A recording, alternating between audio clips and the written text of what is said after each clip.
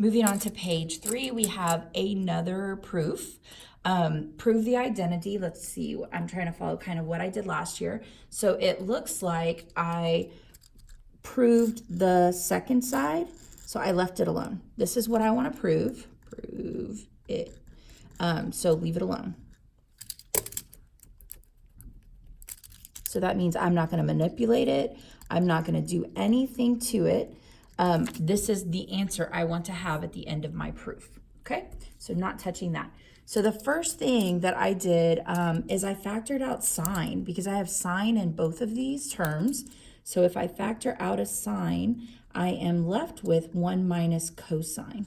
Okay, because here if you factor out a sine, nothing's left over. So that's a 1. But if I factor this one out, I still have that minus cosine left over there.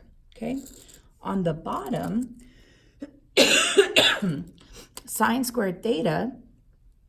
Okay, notice that I'm trying to get some cosines going on in my life over here in the denominator. So sine squared theta, according to the Pythagorean identity, I could rewrite that as 1 minus cosine squared theta. So now I've got some cosines to work with at least. I'm getting somewhere. This can actually factor down. This is a difference of perfect squares. So I can leave the top alone for a minute, the numerator, I'm going to leave that alone. But I'm going to factor out the denominator. So I'm going to say that is equal to a 1 plus cosine theta and a 1 minus cosine theta. And that's kind of nice because now these perfectly match and can cancel out. So I'm down to sine theta over 1 plus cosine theta, and I'm looking pretty close to what I want. Okay, I've got a sine on the top, but I don't have a cosine.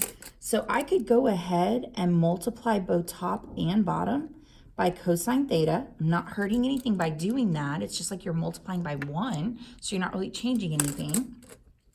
So on the top now, I have exactly what I wanted. I have sine theta, cosine theta. I'm not where I want to be here yet, but what if I took this piece and I distributed it back into that? Excuse me. Cosine theta times 1 is just going to be cosine theta. And then cosine theta times cosine theta is going to be cosine theta squared. And that is exactly what I wanted, and I have proved that identity there. Okay. Number 6. I have on the notes that there's 3 different methods to use to solve this problem. I'm going to solve it with addition. So in the, if you look at my answer key on Schoology, I've done the tangent of 45 plus 30. I've done it with subtraction. I did tangent of 120 minus 45. And then I also did it with the half angle formula.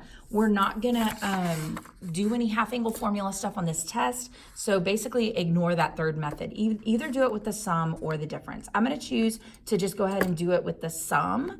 So tangent 75, I'm going to rewrite that and say that tangent of 75 degrees is equal to tangent of 45 plus 30. Because 45 degrees plus 30 degrees is 75 degrees. And I can evaluate both tangent of 45 and tangent of 30 on my unit circle. So I would go back to my unit circle and say, okay, well, what is tangent of 45 degrees? Tangent of 45 degrees on the unit circle, remember that it is y over x for tangent. Here's our 45 degrees, so that's going to be square root of 2 over 2 divided by square root of 2 over 2, which is just going to be 1. Okay, so tangent of 45 is just 1. We also need to evaluate what is tangent of 30 degrees. So unit circle, I'm going to do 1/2 divided by the square root of 3 over 2. I have worked that out previously. It's the square root of 3 over 3. I'm noticing on my answer key that I left it as 1 over square root 3, okay? So what's happened here is I have rationalized the denominator on my unit circle here to get the square root of 3 over 3. So if you multiply top and bottom both by square root of 3, you get square root of 3 over 3. So either way is going to be fine within your problem, okay? So here we go. The formula, not the formula, I'm sorry, the identity for the sum of the, let's see, I'm trying to say this. the sum identity for tangent. Sorry, folks, we're doing tangent of x plus y. It's going to be tangent of x plus tangent of y divided by 1 minus tangent of x times tangent y. Okay, so that is the formula we're going to be using. Our x is going to be 45 and our y is going to be 30. Okay, so the formula, I'm just going to write it down. It says to do tangent of x plus tangent of y divided by 1 minus tangent of x times tangent of y. Okay, so I've already kind of figured out what tan x and tan y are over here. So tan, and let me plug the values in, okay? So we have x is 45. So we have tangent 45 degrees plus tangent 30 degrees divided by 1 minus tangent 45 degrees times tangent 30 degrees.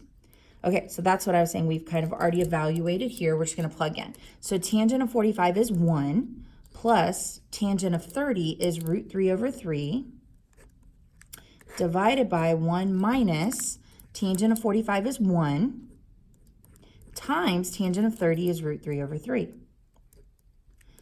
Okay, so kind of have a mess a little bit. We need to get a common denominator on the top here, so I'm going to ignore the bottom and just deal with the top. 1 would be 3 over 3. Okay, so this top piece becomes 3 plus the square root of 3 all over a common denominator of 3. On the bottom, what do I have going on? If I do 1 times this, I just get 1 minus root 3 over 3. But again, 1 can be rewritten as 3 over 3 to get that common denominator. So the top hasn't changed. It is still 3 plus root 3 over 3. The bottom I can rewrite as 3 minus root 3 over 3. So let's think a minute. This means division, this little guy right here. So that means you're taking a fraction divided by another fraction. We want to change it to multiplication, and we want to flip the bottom fraction. Okay, we're going to multiply by the reciprocal of the bottom fraction. So the top is going to stay the same, 3 plus root 3 over 3. But we're going to change it to times, and we're going to flip it. So the 3 is going to go to the top. The 3 minus root 3 is going to go to the bottom. Okay? When you're multiplying with fractions, anything on the top can cancel with anything on the bottom. So this 3 can cancel with this 3. I know students want to go ahead and cancel these 3's out. You cannot do that. This is an entire chunk that goes together. It has to match perfectly in order to be able to cancel out. So don't do that. Our final answer is 3 plus the square root of 3 divided by 3 minus the square root of 3. It's going to look a little bit different on the answer key, and I would accept that answer as well. It's just that we haven't rationalized the denominator on the answer key, so I actually like this answer a little bit better. Okay,